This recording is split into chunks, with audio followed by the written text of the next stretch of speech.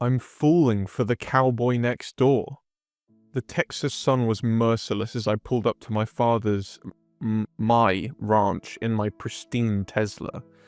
Everything looked exactly like the pictures in Dad's Christmas cards, the ones I'd barely glanced at over the years. My throat tightened. God, I'd been such an arse. I was fishing for my keys the lawyer had given me when I heard the distinctive click of a shotgun behind me. I froze. "Step away from the property, now." The voice was deep, gravely, and sent an inappropriate shiver down my spine. What the hell? Am I about to be shot dead in 10 seconds since I got here? I thought as I turned slowly, hands raised and my breath caught. The man holding the shotgun was straight out of a Western fantasy, tall, broad-shouldered, with dark hair falling across his forehead and a jawline that could cut glass. His worn jeans and dusty boots should have looked cliché. Instead, they looked dangerous, delicious. I said, "Step away." He advanced, and I backed up until I hit the porch wall. He followed, crowding into my space, and dear God, he smelled like leather and sun-warmed skin. My heart hammered against my ribs. I'm not a thief," I stammered, and he narrowed his eyes on me. "Then who are you?" Thomas Bennett," I managed, hating how breathy my voice sounded. "This is my father's ranch." His eyes narrowed, and he pressed closer. I could feel the heat radiating off of his body. "James Bennett's boy? The one who couldn't be bothered to visit his dying father?" The words hit like a physical blow. I glared hard at him. "You don't know anything about me." "I know you're wearing $1,200 boots that have never seen day's work." His gaze raked over me, lingering in ways that made my skin burn. "I know you're probably here to sell this place to those resort developers who've been sniffing around." "Get out of my face," I snarled, shoving at his chest. Rock solid. Jesus. "What I want to do and my relationship with my father is none of your business." He caught my wrist, pinning it to the wall beside my head. "It became my business when I was the one sitting with your father when he was calling for you every day for nearly 2 weeks, begging the nurses to try your number again, telling me how his successful son in Boston was probably just too busy to pick up." Our faces were inches apart. I could see the flecks of gold in his angry eyes, count his eyelashes, feel his breath on my lips. The tension between us crackled with something that definitely wasn't just anger. "Who the hell are you?" I whispered. "Colt McKinnon. I own the ranch next door." He released my wrist and stepped back, leaving me embarrassingly unsteady. James was a good man. He deserved better than a son who shows up only after he's dead. The words hit their mark with devastating accuracy. I straightened, letting ice fill my voice. "Well, Colt McKinnon, since you appointed yourself my father's replacement son, you'll be thrilled to know I'm here to stay, so you can take your opinions and shove them right up your sanctimonious arse." Something flickered in his eyes, surprise, maybe appreciation for the spine I'd shown. Then his expression hardened again. "We'll see how long that lasts. City boys like you don't belong here." He turned and stalked away, leaving me shaking with a toxic cocktail of guilt, anger, and mortifying arousal. I watched him go, hating how my eyes tracked the movement of his shoulders, the confident swagger in his stride. "Oh, fuck," I muttered, letting my head thunk back against the wall. What kind of masochistic twist of fate was this? The first man to make my pulse race since Mark had to be this judgmental cowboy who'd taken one look at me and seen everything I'd spent years trying to forget I was. Spoiled, selfish, a disappointment. I fished out my phone, thumb hovering over Mark's number. My fiancé would know how to talk me down, help me laugh this off, but Mark was busy with our business back in Boston, and besides, I didn't know how to explain why some stranger's opinion of me hurt me so much. Or why, despite everything Colt had said, all I could think about was the feeling of his body pressing against mine. I pushed off the wall and unlocked the door. The house smelled like leather and coffee and memory. On the kitchen table, I found a leather-bound notebook, Dad's journal. The last entry was dated just 2 weeks before he died. Colt stopped by again today. Boy's worried sick about becoming a father, though he won't admit it. Reminds me so much of myself at his age. Wish Thomas could meet him. Think they'd either kill each other or... The entry ended there. I closed the journal, my fingers trembling, sadness threatening to engulf me. Damn you, Dad, I whispered to the empty house. What the hell am I supposed to do now? I crumpled the foreclosure notice in my fist, fighting the urge to scream. 2 weeks on the ranch, and I was already failing. The bank's deadline loomed, and the vultures were circling, specifically Blake Thompson from the Sunset Resorts, who'd left 3 voicemails just this morning. The sound of boots on gravel made me turn. Colt was striding towards me, all righteous anger and stupid perfect jawline. You planning to tell me about the foreclosure notice? I've been going through my mail, I snapped, shoving the paper in my pocket. That's a federal offense, cowboy. He invaded my space. He was always doing that, getting close enough that I could smell leather and sunshine on his skin. Your father made me promise to look after this place.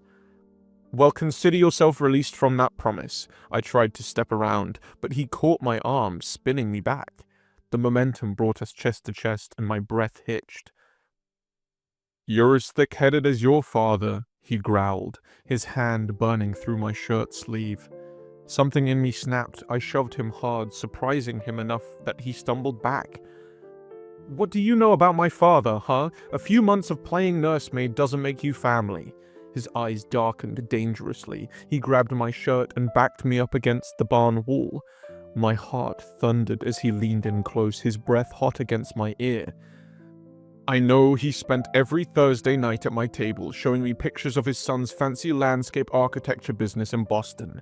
I know he bragged about how his boy bought this ranch for him when he retired. I know he loved you so damn much it killed him that you couldn't spare a single visit when he got sick. Guilt and desire warred in my stomach. I turned my face away, but Colt caught my chin, forcing me to meet his gaze. His thumbs brushed my jaw, a touch so gentle it made my knees weak. I didn't know, I whispered, hating how my voice broke. He never told me how bad it was. I thought. A woman's voice cut through the tension. Colt, are you here? Colt jerked away from me like I burned him. A pretty brunette in a sundress was walking towards us, one hand resting on her slightly rounded belly. My stomach dropped as I connected the dots. Melissa? Colt said, running a hand through his hair. I wasn't expecting you until next week. She gave a tremulous smile. We need to talk about the baby. I watched Colt's face pale, saw the way his hands trembled slightly before he clenched them into fists. Something protective stirred in my chest, warring with the irrational jealousy that this woman had known him intimately. I'll leave you to it, I muttered, pushing off the wall. This conversation isn't over, Colt called after me. The bank's deadline is in 3 weeks. I'm helping whether you like it or not. I flipped him off without turning around, ignoring how my skin still tingled where he touched me. Behind me, I heard Melissa say something in a tearful voice, and Colt's low, soothing response. My phone buzzed. Mark. Probably wondering why I'd missed our nightly call. Again, I ignored it, heading for Dad's office instead. I needed to figure out exactly how bad the ranch's finances were, and I couldn't do that whilst thinking about Colt's hands on my skin or the way his voice got rough when he was angry. I definitely couldn't think about how he was about to become a father, or why that knowledge made my chest ache in ways that had nothing to do with the attraction. The office still smelled like Dad's pipe tobacco. I sat in his chair, running my fingers over the worn leather armrest. What am I supposed to do? I whispered to the empty room. I can't lose your ranch, but I don't know how to save it. My phone buzzed again. This time it was Blake Thompson. Just heard about the foreclosure notice. My offer still stands. Think about it, Mr. Bennett. Some things aren't worth saving.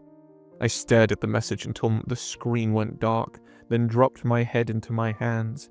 The worst part was, I wasn't even sure anymore what I was trying harder to save, the ranch or my pride. And why did the thought of giving up and leaving make me think not of the ranch, but of Colt's burning touch and accusations that tasted like truth? A day later, I was sprawled on the ranch office floor at midnight, surrounded by my financial statements and increasingly desperate calculations. When the door creaked open, Colt stood there holding 2 cups of coffee. "You look like hell," he said, nudging my leg with his boot. "Thanks. Just what every guy wants to hear at midnight." I scrubbed my hands over my face, pretending I hadn't noticed how good he looked in the low lamplight. "What are you doing here?" "I saw the light on, figured you were still being stubborn." He set one coffee beside me and leaned against Dad's desk, arms crossed. "Found anything useful in those papers?" I laughed hollowly. "Yeah, I'm screwed 6 ways to Sunday unless I can pull a miracle out of my ass in the next 2 weeks. Or you could accept my help." "I told you." Yeah, you don't need my help." He crouched down, picking up one of the statements. "How's that working out for you?" I snatched the paper back, but not before catching his knowing smirk. "God, you're insufferable." "Part of my charm." Maybe it was the late hour, or the 5th cup of coffee, or the way his eyes crinkled when he smiled, but suddenly everything spilled out.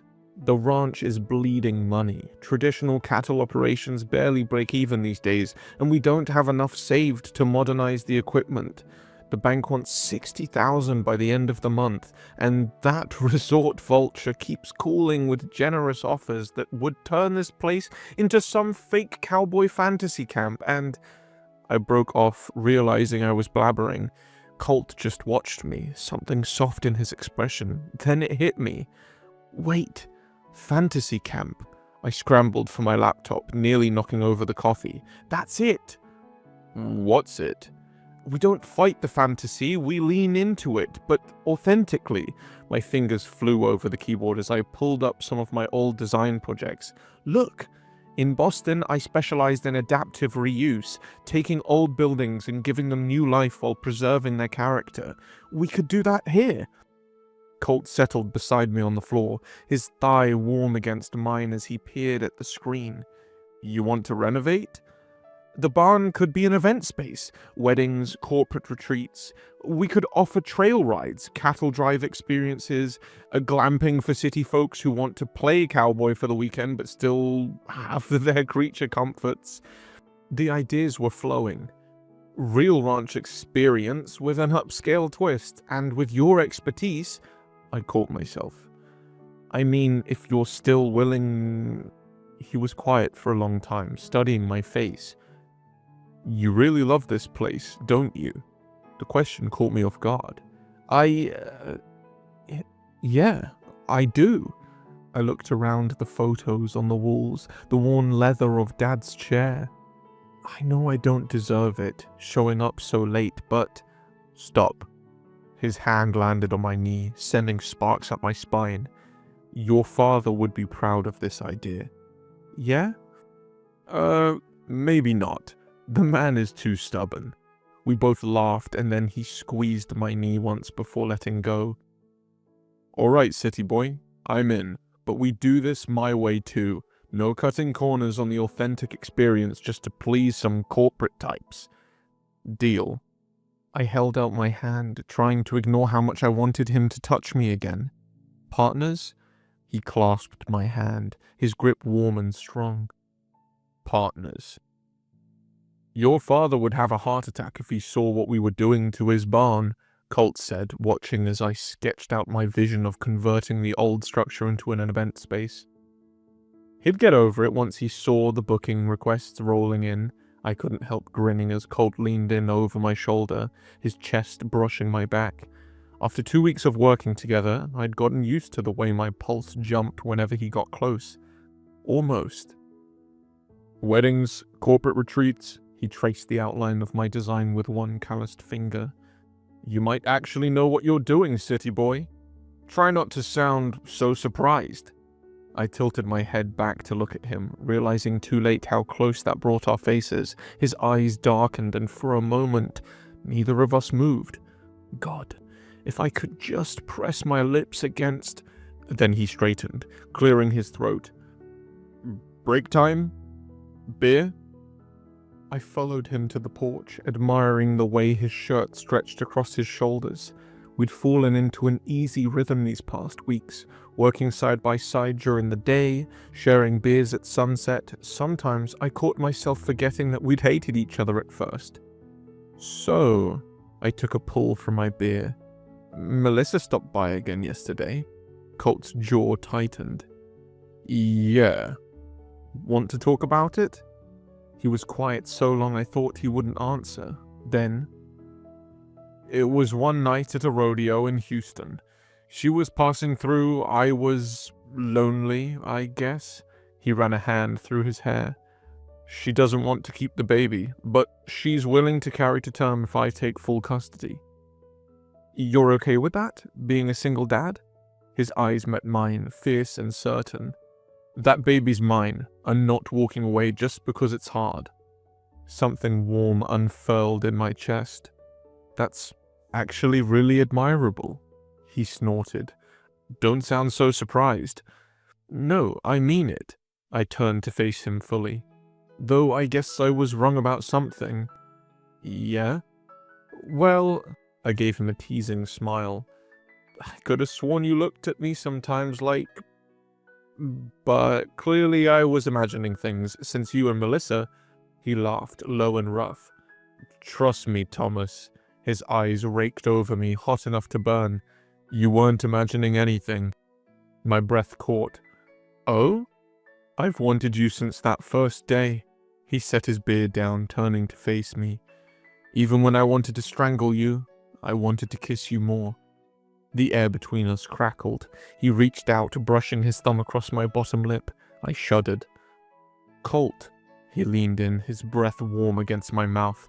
My eyes fluttered closed. Tommy? We jerked apart. Mark stood at the bottom of the porch steps, designer luggage at his feet, looking between us with confusion and excitement. Mark? My voice came out strangled. What are you doing here? Surprise! He climbed the steps, pulling me into a kiss. I missed my fiancé. I felt more than saw Colt go still beside me. When I dared to look, his face was carefully blank. Fiancé? He said softly. Mark wrapped an arm around my waist. Almost over a month now. Tommy didn't mention me? Must have slipped his mind. Colt's voice could have frozen hell. He picked up his beer, nodded curtly. I should go.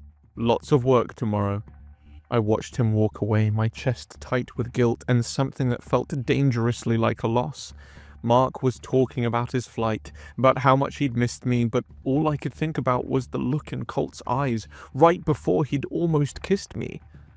That night, lying next to Mark in my father's house, I stared at the ceiling and tried to convince myself that the sick feeling in my stomach was just guilt about almost cheating, not regret that Colt's lips never quite reached mine.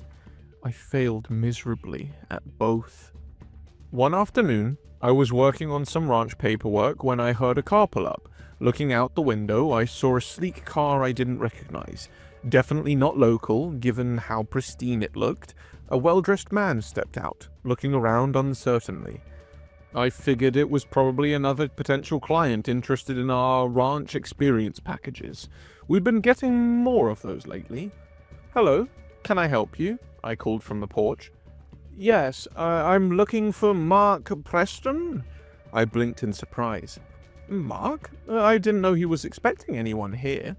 Oh, he's not. Thought I'd surprise him. The man smiled warmly. He said he is here for work and I shouldn't disturb him, but I couldn't help it. Huh? Something felt off. How did this man even know Mark was here?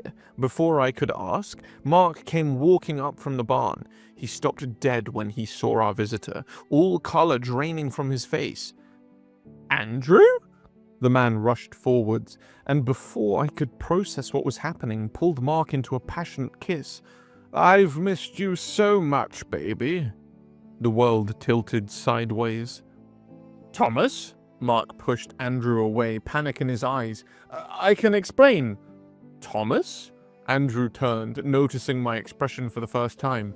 "Who's Thomas?" "His fiancée," I said quietly. Andrew went completely still. Then he turned to Mark, shock and fury crossing his features. "You're what? You told me you were single." He backed away from both of us. "You disgusting bastard." With that, he stormed back into his car and sped away, leaving Mark and me in devastating silence. "Son of a bitch," I heard Colt's voice behind me. I glared at Mark. "You were cheating on me?" The color drained from Mark's face. I can explain." "Don't bother." My voice sounded strange to my own ears. "Just don't." "Tommy, how long?" He swallowed. 8 months. 8 months, including when Dad was...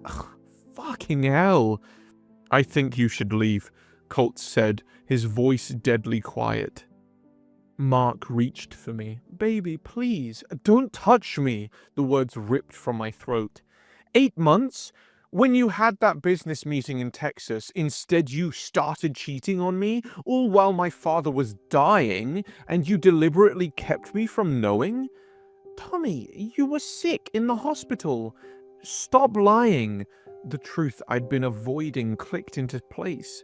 5 days in the hospital, you controlled everything, told me you'd handle all the calls. Then 2 more weeks of you intercepting my father's calls, putting my phone on silent during meetings. My voice cracked with fury. You kept telling me you'd called my dad and he was just calling to chat about ranch work as usual, that everything was fine. But he was dying, Mark. My father was dying. Mark paled. I thought he was calling about something else. He saw me in Texas with him, and I was so sure that that's why he kept calling." "You kept me from my dying father because you thought he was going to expose your affair?" My hands shook with rage. "So you made sure I never knew how desperate he was to reach me, never knew about the cancer coming back?" Mark's silence was answer enough. "Get out." When he didn't move, I hurled my phone at the wall. "Get out!" He fled. I heard his rental car start, the gravel crunching as he sped away. The silence he left behind roared in my ears. "Thomas?" Colt stepped closer. "Don't." My legs gave out as I sank into the floor. "Just don't." He sat beside me anyway, our shoulders touching. We stayed like that until my breathing steadied. "I got food poisoning," I said finally, voice hollow. "Severe enough to land me in the hospital for 5 days. Mark, he took control of everything. My phone, all communications, said he'd handle it all so I could focus on getting better." I swallowed hard. "After I got out, he kept intercepting Dad's calls, kept my phone on silent during supposed meetings, deleted messages. Told me Dad was just busy with ranch work, that he'd call when he could." My voice broke. "For 2 weeks, my father tried to tell me the cancer was back, that it was aggressive this time. He died thinking I was too busy to call him back, and I'll never get to tell him the truth." Colt's hand found mine, fingers intertwining. "Mark manipulated everything, made sure you couldn't know. I should have seen through it. You were sick, and you trusted your fiancé. That's not a crime. I should have tried harder, should have..." Thunder cracked overhead, making us both jump.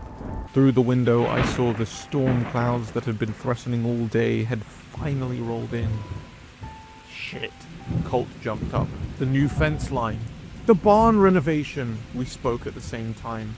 We ran out into the rain, racing to secure everything we've built.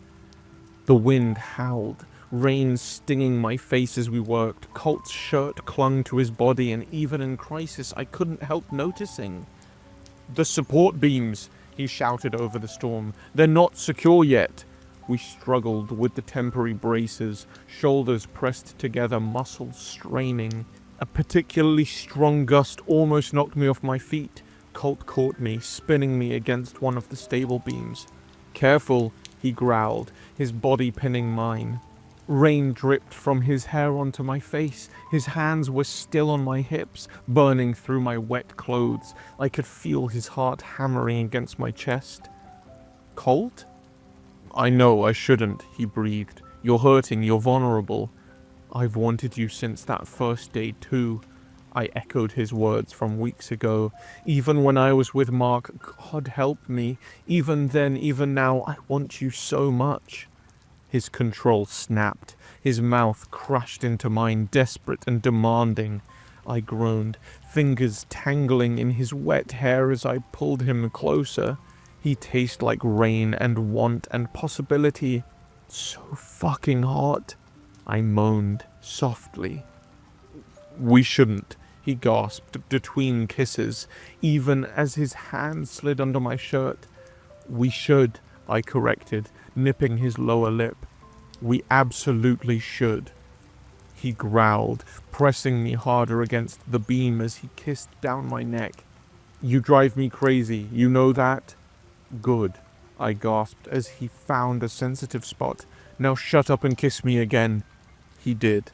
The storm raged around us, but all I could feel was the heat of his mouth, the strength of his hands, the promise of something real finally within reach. "Sweetheart, Daddy needs his sleep," I whispered, cradling 2-week-old Emma against my chest as I paced the nursery. Through the baby monitor, I could hear Colt's soft snores from his bedroom, the first real sleep he'd gotten in days. Emma's tiny hand curled around my finger as her cries quieted to gentle coos. I smiled down at her, this perfect little thing who'd stolen all our hearts. She had Colt's dark hair and determination, already so strong-willed at just 2 weeks old. "Your daddy's gonna teach you to ride horses," I murmured, settling into the rocking chair. "And I'll teach you all about architecture. Between the two of us, you'll be running this place by the time you're 5. "Already plotting my daughter's future?" Colt's sleep-rough voice came from the doorway. "You're supposed to be sleeping." He crossed to us, dropping a kiss on Emma's forehead, then my lips. "Bed's cold without you." Sad, but I leaned into his touch as he massaged my neck. "Just needed some Uncle Thomas time."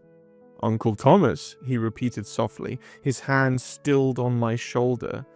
"You're much more than that." Before I could respond, Emma made a disgruntled sound. "Someone needs changing," I laughed, standing carefully. "Go back to bed. I've got this." He watched us with an expression that made my heart flip. "Thank you," he said simply. Yeah, now sleep." Later that afternoon, I was reviewing the ranch's latest numbers. Bookings for the event barn were solid through fall, and our luxury Cowboy experience packages were selling out months in advance. When Colt appeared in the doorway, "Ride with me," he said. "Need to check the north fence line." "Emma, Rosa's got her." "Come on, city boy, show me you remember what I taught you." The spring air was sweet as we rode, wild flowers dotting the pastures.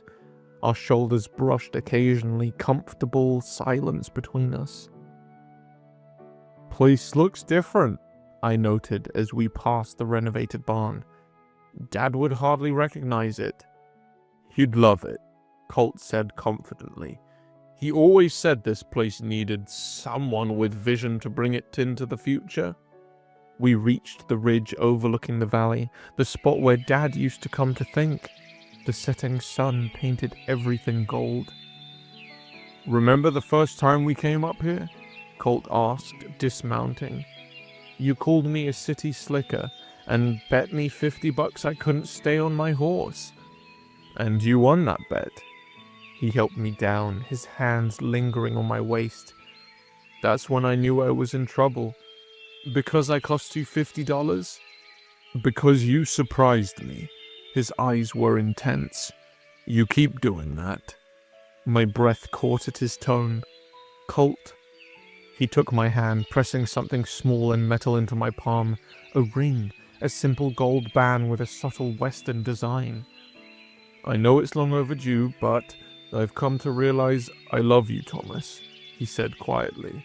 I really fucking love you, even though I tried so hard to run away from it all these months. I can't do it anymore. My vision blurred. Oh my goodness, Colt. I do love you so much, I never want to lose you. His hand cupped my cheek. The ranch is thriving because of you. My life is better because of you, and I know it's fast and maybe I'm crazy, but... I cut him off with a kiss. Yes, he blinked. I haven't asked yet. Don't care. Yes. He laughed, that full, beautiful laugh I'd fallen in love with. Marry me, Thomas Bennett. Make this place your home forever. I looked over the ranch, our ranch, as the sun painted the sky in brilliant oranges and pinks, the renovated barn where we'd first kissed, the house we'd become a family, the land that had brought us together. It already is, I whispered, pulling him down for another kiss.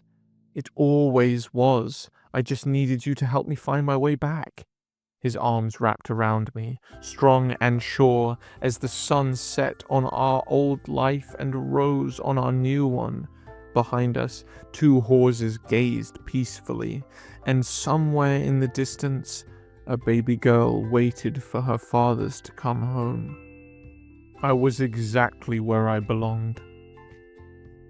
Life on the ranch is better than ever.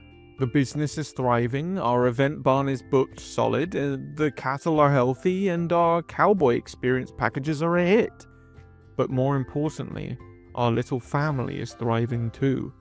Colt and I have settled into a rhythm, balancing work, late-night baby feedings, and stolen kisses between chores. Emma is growing fast, already trying to grab the reins when Colt takes her on short rides. Every day feels like a fresh start, a future we're building together. Looking out over the land with Colt by my side and Emma in my arms, I know one thing's for sure. This is home, and I wouldn't trade it for anything. Have you ever found yourself falling for someone who started out as an enemy? Thanks for watching. Consider subscribing to become a part of our Rainbow Force and stay wholesome.